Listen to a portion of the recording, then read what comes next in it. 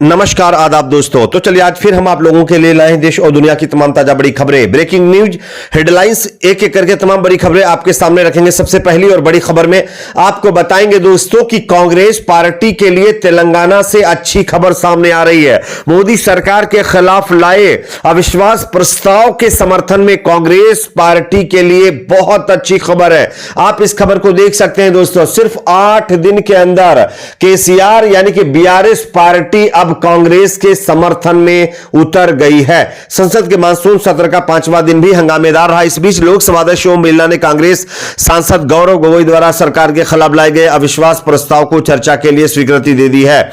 कांग्रेस के अलावा तेलंगाना के सीएम केसीआर की पार्टी बीआरएस की ओर से भी मणिपुर मुद्दे को लेकर अविश्वास प्रस्ताव का नोटिस दिया गया है। बीआरएस की तरफ से सांसद नामा नागेश्वर राव ने यह नोटिस लोकसभा महासचिव को दिया है।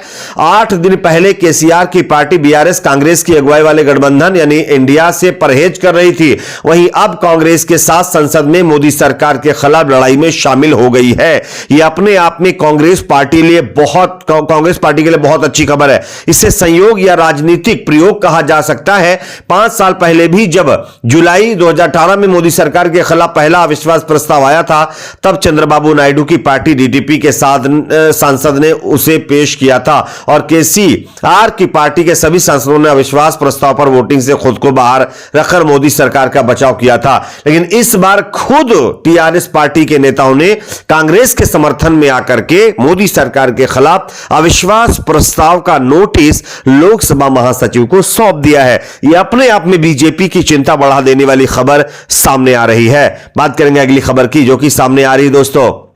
मणिपुर में लगातार हो रहे फसाद के मामले में अब बीजेपी के नेताओं में जो है पार्टी छोड़ने की होड़ लग गई है। एक और दिग्गज बीजेपी के नेता ने पार्टी छोड़ दी है। आप इस खबर को देख सकते हैं। खबर बिहार से सामने आ रही है, जहां पर मणिपुर की घटना की आड़ में बीजेपी के मीडिया पैनलिस्ट विनोद शर्मा ने अपने पद से इस्तीफा दे दिया और कहा है कि भाजपा में काम कर रहा हूं, इसके लिए शर्मिंदा हूं। दरअसल मणिपुर फसाद को लेकर देश में सियासी बवाल मचा हुआ है। संसद से लेकर सियासी गलियारों तक यह मुद्दा सुर्खियों में है। इसी बीच भाजपा के वरिष्ठ नेता मीडिया पैनलिस्ट विनोद शर्मा ने इस्तीफा दे दिया है। शर्मा ने भाजपा छोड़ने की घोषणा राजधानी पटना में जगह जगह होर्डिंग्स, पोस्टर और बैनर लगाकर किया है। भाजपा के राष्ट्रीय अध्यक्ष जेपी नड्डा, प्रधानमंत्री मोदी और केंद्रीय मंत्री अमित शाह के कार्य प्रणाली पर सवाल खड़े किए उनकी तरफ से गए हैं। उन्होंने होर्डिंग्स में लिखवाया है कि मणिपुर की घटना पर अब तक प्रधानमंत्री ने बयान नहीं दिया है, न ही मणिपुर के मुख्यमंत्री को हटाने का काम किया है और इन तमाम चीजों से वो काफी आहत हुए हैं और इससे अब वो जो है परेशान होकर के पार्टी छोड़ने का उन्होंने ऐलान कर दिया है। मैं आपको दिखा भी रहा हूं, आप खबर भी देख सकते हैं, पोस्टर भी देख सकते हैं। तो ये अपने आप में बीजेपी के लिए कहीं ना कहीं बिहार से एक और बड़ा झटका लगा है, जहां पर बीजेपी के दिग्गज नेता और पार्टी के मीडिया पैनलिस्ट ने पार्टी से इस्तीफा दे दिया है। अब देखना यह होगा कि ये नेता दूसरी किस पार्टी में जाते हैं, लेकिन ये अपने आप में बीजेपी की मुसीबत खड़ी करने वाली खबर है। बात करेंगे अगली खबर की जो कि सामने आ रही दोस्तों। मोदी राज में देश के लगभग दोस्तों लाखों लोगों ने देश छोड़ दिया है। अब तक बताया जा रहा है, अगर हम रिकॉर्ड की बात करें तो भारत में 17,50,466 लोगों ने 13 साल के अंदर भारत की नागरिकता छोड़ दी है। नई रिपोर्ट में चौंकाने वाले आंकड़े सामने आए हैं। मैं आपको आंकड़े भी दिखा रहा हूं, आप देख सकते हैं। पिछले 13 साल के अंदर 2011 से लेकर के 2023 तक 17,50,000 लोगों ने भारत की नागरिकता छोड़ दी है। ये लोग विदेशों में जाकर बस चुके हैं। इसको लेकर Henley private wealth migration report 2023 भी आ चुकी है। इसमें भी भारत छोड़ने वाले नागरिकों का पूरा ब्यौरा दिया गया है। यही नहीं, यह भी बताया गया है कि आखिर लोग भारत की नागरिकता छोड़कर विदेशों में क्यों बस रहे हैं। आज हम यही जानने की कोशिश करेंगे और आपको बताएंगे कि दरअसल यह सब कुछ क्यों हो रहा है। पिछले 13 साल में कब कितने लोगों ने भारत की नागरिकता छोड़ी है, यह मैं आपको रिकॉर्ड भी दिखा रहा हूं, आप देख सकते हैं। 2011 की बात करें तो 1,22,819 लोगों ने भारत छोड़ा है।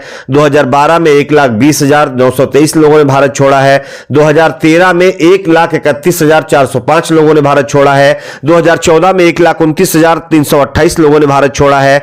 2015 में 1,31,489 लोगों ने भारत छोड़ा है। 2016 में 1,41,603 लोगों ने भारत छोड़ा है। और इसी के साथ एक एक करके जैसा जैसे टाइम आगे बढ़ रहा है वैसे वैसे भारत छोड़ने वालों का आंकड़ा भी बढ़ता जा रहा है। तो यह अपने आप में एक चौंकाने वाली रिपोर्ट सामने आई है। वैसे मोदी राज में तो देश के अंदर अमृतकाल आया है, लेकिन इस अमृतकाल को लोग अपने आप छोड़ दे रहे हैं। बात करेंगे अगली खबर की जो कि सामने आ रही दोस्तों। यहां पर कुरान बेदबी के मामले में डेनमार्क और स्वीडन के खिलाफ अब जो है अरब देशों ने बड़ी कार्रवाई कर दी। आप इस खबर को देखिए। डेनमार्क और स्वीडन में कुरान की बेदबी के विरोध में अरब लीग ने स्वीडन और डेनमार्क के प्रोडक्ट्स को बाइकआउट करने की अपील की थी, जिसके बाद कतर के मॉल से इन देशों के सभी प्रोडक्ट्स हटाना शुरू कर दिए गए हैं। इसका वीडियो भी सोशल मीडिया पर वायरल है, मैं आपको दिखा रहा हूं, आप देख सकते हैं। तो ये कहीं ना कहीं स्वीडन और डेनमार्क को बड़ा झटका लगने वाली खबर है। अगली खबर की बात करेंगे जो कि सामने आ रही हरियाणा से, जहां पर चुनाव से पहले बीजेपी के नेताओं पर बैन लगा दिया गया है। आप इस खबर को देख सकते हैं। हरियाणा के कैथल मिहिर भोज की मूर्ति के अनावरण के बाद तनाव, कई गांवों में बीजेपी के नेताओं के घुसने पर लगी पाबंदी, गांव में जाने पर लगी पाबंदी। हरियाणा के कैथल जिले में 20 जुलाई को सम्राट मिहिर भोज की प्रतिमा का अनावरण किया गया था। इस प्रतिमा के अनावरण पर कैथल के राजपूत समाज ने आपत्ति जताई थी, जिसके बाद उनके ऊपर पुलिस की तरफ से लाठीचार्ज किया गया और उसके बाद जो है राजपूत समाज के लोगों ने बीजेपी नेताओं को गांव में घुसने पर बैन लगा दिया है। बात करेंगे अगली खबर की जो कि सामने आ रही है। ब्रजभूषण और उनके बेटे के खिलाफ बड़ी कार्रवाई की गई। आप इस खबर को देख सकते हैं। ब्रजभूषण शरण सिंह और उनके बेटे भारतीय कुश्ती महासंघ के चुनाव का हिस्सा नहीं है। महासंघ चुनाव के लिए मतदाता सूची की घोषणा कर दी गई है। पिछले महीने खेल मंत्री अनुराग ठाकुर के साथ बैठक में पहलवान बजरंग पुनिया, साक्षी मलिक और विनेश फोगाट ने मांग की थी कि ब्रजभूषण के परिवार से किसी को भी चुनाव लड़ने की अनुमति नहीं देनी चाहिए।